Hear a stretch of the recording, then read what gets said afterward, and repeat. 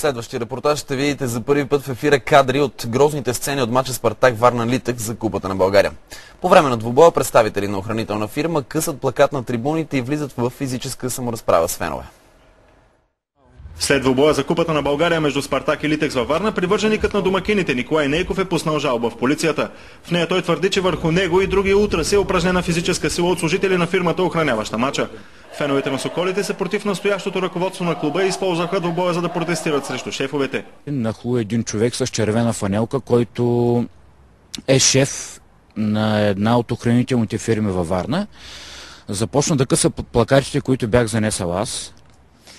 След това предизвика стълкновение и стана побой между фенове на Спартак и въпросната фирма. Ние искахме всичко да мине мирно и тихо, но бяхме провокирани.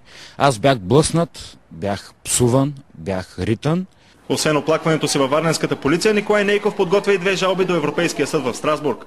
Аз съм човек на 40 години, който не може да гледа как полицията и общината позволяват на мутри във Варна, извинявам се за израза мутри, които пребиват деца на 13-15 години.